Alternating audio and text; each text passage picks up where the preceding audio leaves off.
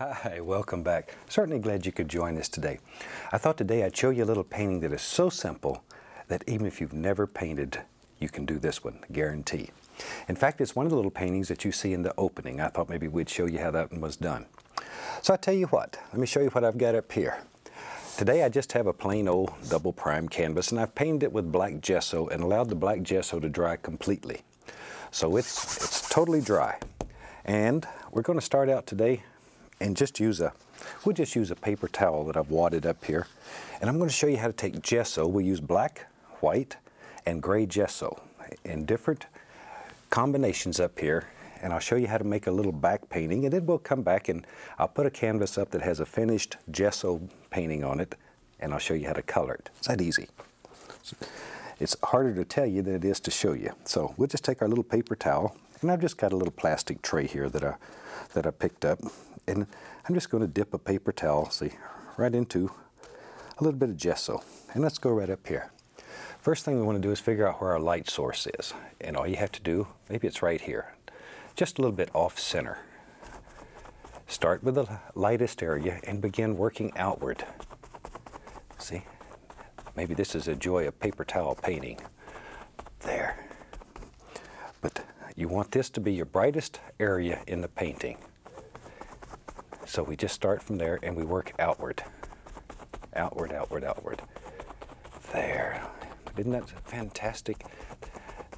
These colored gessos are just unbelievable. They do wonderful things for you. They open whole new doors of imagination. There we go. A little bit more.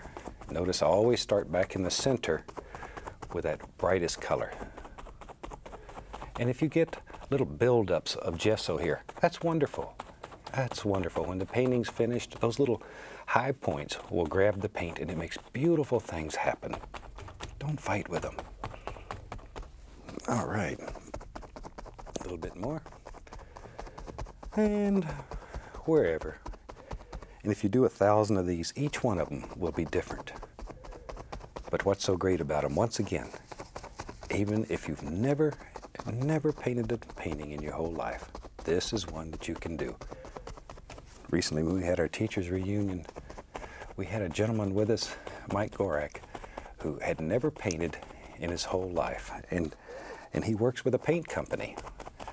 So we got that rascal up in front of all these certified instructors from all over the world, and we had Mike paint his first painting, and he did a beautiful job. And this is the one that he painted. There. So I wanted to share that with you. Okay, a little bit over in here. And once again, with this gesso, we don't make any mistakes. Because if you paint an area too light and you don't like it, all you have to do is take a little of the dark gesso and go back over it. It's no big deal.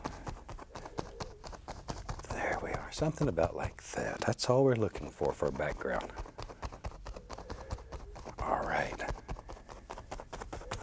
A little bit of the gray here and there, because I want this to be a little darker out on the edges so that it looks like we have sunlight in the center and it's working outward. So I'm just using a little bit of the gray gesso right over the top. See? So if you don't like it, if it's too bright or too dull, you can change it that easy. Because this really is your world, and here you can do anything, unlimited power. Now normally, if I was at home doing this, I would allow this to dry. It doesn't take but a few minutes since this is gesso. I'd allow it to dry before I started the next thing. But here we don't have that luxury, so I'll just show you how you go about putting the next layer on. We'll just pretend that it's dry. But when you're doing this yourself, I'd really recommend you allow this step to dry completely before you do the next one. It's just a little bit easier to do. Now, this takes a very complicated tool. This is called a foam brush. That's all it is. It's just a little disposable foam brush. Now, where we have the light area, I'm going to use black gesso. Where we have the dark area, I'll use white gesso and gray in the middle. I want to graduate the color. That's all we're doing. So let's start and do some little background trees. I'll take this little foam brush and go through a little bit of the black gesso. Just load it up. It doesn't really matter. Something about like so. Okay, see we have both sides with a little bit of black on. I hope that shows. And we go up in here, and we have to make our first major decision. Where up here does our tree live? All you do is touch, and as you work down, apply more pressure, and automatically your tree trunk will get larger toward the base. And trees normally look better if they're bigger on the bottom. So, there we go. Something about like so. So you just put in as many or as few trees as you want in your world. That's all there is to it. It's really all there is to it. There's no secrets here. Now I'm going to start going into some of the gray gesso. Because these over here, they're farther away from the light. So when we're done, the gray gesso will be a little bit brighter. And we can go right into pure white. There. But see, the variation, that's all there is to it. Maybe we'll just do a couple of white ones here so you can see how they're done. We've painted the whole forest here in just a second. But that's really all there is to it. You just sort of work back and forth and wherever you want them to go. Maybe over here on this side, maybe here's an old tree that's got a yonk in it, a little crook in it. Trees aren't all straight. Some of them have old crooked areas. It doesn't matter. Back into our gray and our white. Same basic thing. The farther you get away from the light source, the lighter you want these to become. And when we paint it, you'll understand why. A little bit of the gray there. When we apply oil color over the top of this dried gesso, then all of this makes sense. Now I've got a little script liner brush. It's just our regular little script liner brush. And I'm going to add water. I'm going to use water like we normally do paint thinner, just to thin the gesso so it's nice and thin. Okay, then we can go up in here and we can decide there's always little baby trees living amongst all these big ones. So we can put little delicate trees and sticks and twigs. If you have enough water, this will just slide right over it. There. And we can begin applying all kinds of little limbs and arms on these trees. Wherever you think they should live. It's exactly where they should be. There we go. See that? Already it's beginning to look like it's deep in the woods. You know what's neat when you're done with these? Some people look at it and they like the black and white gesso version as well as they do the colored version, what you end up with. So this is an excellent way to study value, just black and white. When I was a young pup and went to art school, this is one of the things they had us do to learn to paint. We would take something like tempera paints just in black and white, and we had to do entire paintings, so we understood value. This is a lot more fun and a lot easier. There we go. And back in here, well, pretty soon you don't even know where these little limbs and arms, who they belong to. Doesn't know that it matters. It's just filler for the background. And I'm not going to sit here and paint each and every one of these trees. I just want you to see basically how these trees are done. Something like so. And as you work across over into here and you get into the white trees, then you'll use white gesso to make its arms. About like that. I'll put a few on this old tree here, just a old crookedy limb. Just so we can see what he looks like. There. And give your trees character. Don't just make them perfectly straight with arms that come out both sides. Let your brush just have an imagination all on its own. Let it go. And as you play with this, you'll begin to shade areas. By that I mean you'll take a combination of the gray and white and mix it together, and you can shade the side of trees where you know light will be coming from. It's unreal what you can do with this.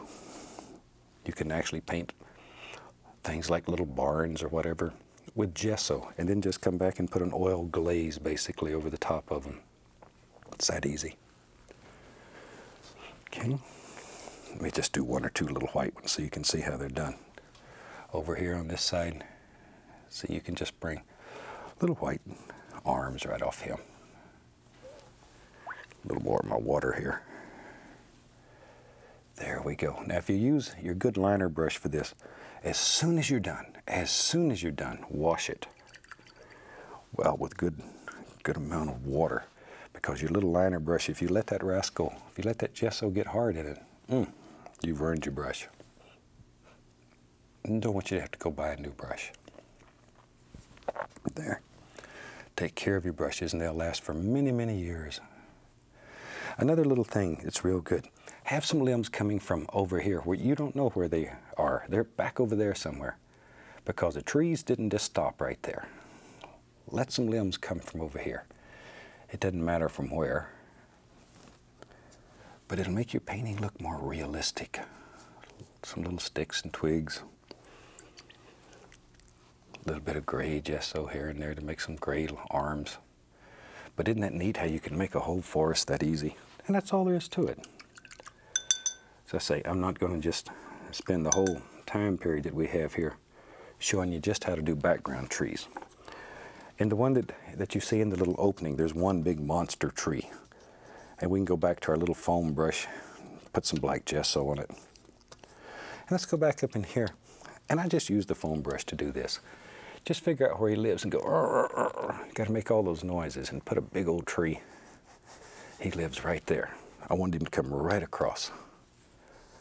There. But these little disposable foam brushes work very good for this. There, see, he's got a big arm that lives out here and one over here. We don't know, wherever you want them. And you can go back to your little liner brush and once again, you can add all the details that you want into your painting. All the details you want. I'm just going to put a few in to show you how they're done. Because when you do yours, you're going to see it totally different. And it's going to be better. It's going to be much better than this one. Because you'll have unlimited time and patience, and your imagination is probably better. So you'll make beautiful things. And when you're doing these, I'm going to put transparent color over this pretty soon. Try all different color combinations. Transparent and semi-transparent color makes beautiful, beautiful things. Now, down here on the bottom, we're going to put some little indications. You could do it with a paper towel. I'll just use this little foam brush. Think where light's coming through. I'm just going to take a little foam brush and just touch. Just touch. You can do it with anything. See there? Just gesso. Just white gesso. I'm going into some gray gesso. But I want the edges to be nice and bright. There, see? Maybe over here on the other side. Just a little bit more of that. To sort of bring all this together. It's up to you where you want these things to live. Back into the gray so it gets a little duller. Here and there we can even take a little black. Just play these back and forth. So you get all these beautiful variations. There, maybe right in there. Whatever, doesn't matter. But you can use the brush any way you want to, sideways, straight on, and each way will create new and unique, different effects. A little more of this gray. Maybe right in there, like that. Now maybe we want to put a little path in there. I'm using a little black and a little gray mixed together here. Figure out where your path lives. And just take this little foam brush and basically lay it in. See there? That's all. That's all. And just like when we're normally painting, we need to lay that path down in there a little bit. So we put a bush over here on this side. Just like so. I want the front of it to be darker than up there because it would be closer to the light source. About like that. Okay, I think that'll pretty much show us how to do the little background. As I say, I would let it dry between each and every layer. Now, I want to show you the completed painting. So I've went ahead and I've got a canvas here that's all dry that I've prepared exactly the same way. So allow me to step in front of this for just a second and change this canvas and put up one that's already finished. So I can just show you how easy this painting is. Once you have your gesso in there, it really makes it very simple to do. And I think at this time we ought to have them run the colors across the screen that you need to do yours along with us. Okay, while they're doing that, I'm going to take a little bit of liquid clear and cover the entire canvas, just enough to be sure that the canvas is covered from one end to the other. But a thin coat, just a thin coat. Once again, allow your gesso to dry completely before you do this, because you cannot mix oils and gesso together while you're painting. You have to let the gesso dry in between. There. This is the hardest part of the whole painting. If you can put the liquid clear on, the rest of it's easy. There. But even like this, got a hair there. Even like this is very effective. People like these just in black and white. All right. And that quickly. We have the entire thing covered with a very thin, even coat of the liquid clear. Okay. I'm just using long horizontal and vertical strokes to assure that it's distributed across the canvas evenly. Now, if you're in doubt and you think possibly that you may have too much of the liquid clear, I would take a paper towel and wipe it. What's left will be just right. Now then, let me show you how easy this is to do. I'm going to go right into a small amount of phthalo blue. Phthalo blue. Very little paints are required for this painting. Very, very little. You can always add more. Let's go up here. Start at the top.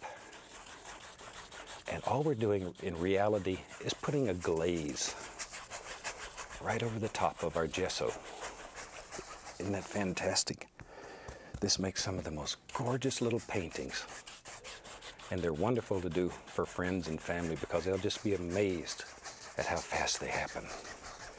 I'm going to take that right down to just the tops of these little bushy looking things that we made. There. This liquid clear is one of the neatest things we've ever come up with. It really does work. Now, isn't that gorgeous? It's a deep blue. Now the edges of it, I'm going to take a little Prussian blue. Prussian blue is much stronger than phthalo blue. It's very, very strong. Take a little of the Prussian blue and just do the corners. In order to make this look lighter, you need to make the corners look darker. And we'll accomplish that just like so. All right, and that's as far as I'm going with that. Now maybe, let's see here, I've got several brushes going. Right in here, watch, I want to take Indian yellow. Once again, you need very little paint. Indian yellow is transparent. Okay, let's go up in here. That's the reason I picked the Indian yellow over the other yellows we use. And I'm going to start right in here. We'll just cover the whole thing, it doesn't matter. Like so, with Indian yellow.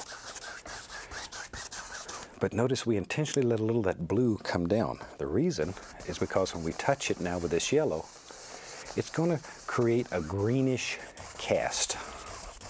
It's not going to be bright green, but it'll give the indication to the eye that there's green there.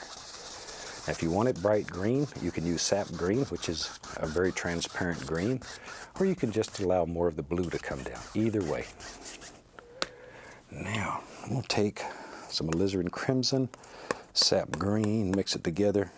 A little more of the crimson than sap. I want it to the reddish side. Okay, let me wipe off the old knife. And take a little bit of that on a 2-inch brush. And with that, let's start at the base. I want this to be the darkest, so we'll start here and work upward. There. So that'll give it a very dark look back in there. And you bring it up to wherever you want it to stop. But isn't that gorgeous? And it's so easy. Once again, if you've never painted in your whole life, this is one you ought to try. This is one you ought to try. Because you can't make a mistake with it. It's so easy. Now some people are very happy and very satisfied with their painting if it stops right there.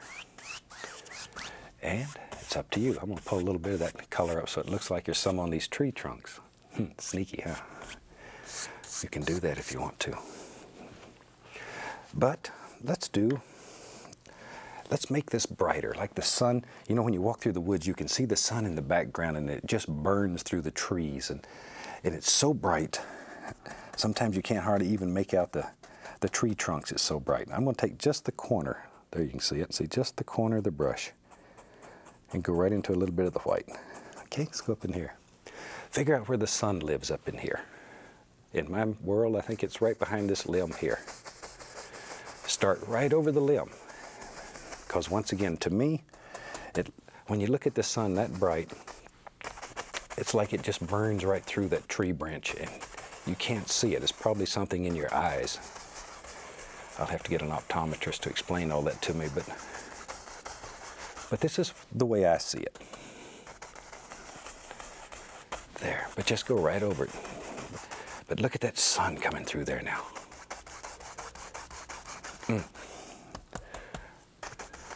For a long time I wanted to make effects like this, but I didn't really know how to do it and make it look right. And then when they came out with all the gessos like this, it made it so easy. Now anybody can do it. Anybody can do it. And in your world, you should be able to do anything that you want to do. All right. You have to decide how bright the sun is and how far it goes out. Totally and completely up to you. But look at there, it's so bright it almost hurts the eyes. Sometimes it's fun to make like light rays zinging through there. Now, you know, if the whole painting is wet, that's hard to do because when you pull it across there, it's going to take you wet paint. But this is dry underneath. The gesso is dry. So we can, it's easier to show you. All you got to do is just decide where it lives. See, touch it and then give it a little pull.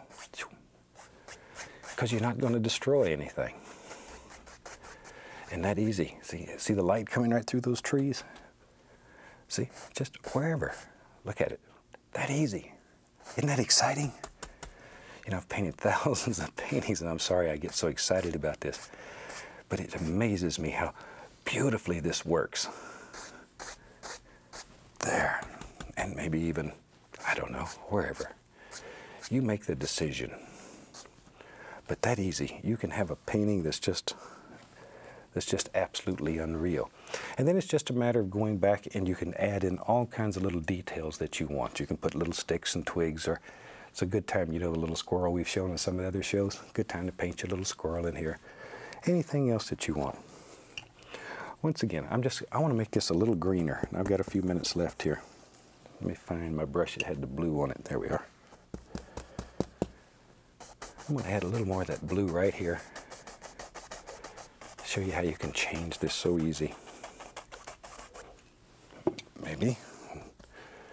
Now then we can take our little Indian yellow color and this will become brighter green. It's up to you. You have to make that decision, however you want it. But that's pretty good. That's pretty good. As green as you want it. There. All right, and put our light rays back in. And that's basically all there is to this little painting. When you do it, experiment a little. You'll find all kinds of wonderful things that you can do that I haven't even thought about yet. Let's take a little bit of red, and I'm going to sign this little rascal. We'll sign it up here so you can see it. And with that, I think we about have a finished painting. I really hope you try this one, and I'd love it if you'd send me a photograph of what you do, because it's unbelievable some of the pictures we're getting, and people are doing fantastic things. Until I hear from you, I'd like to wish you happy painting, and God bless, my friend.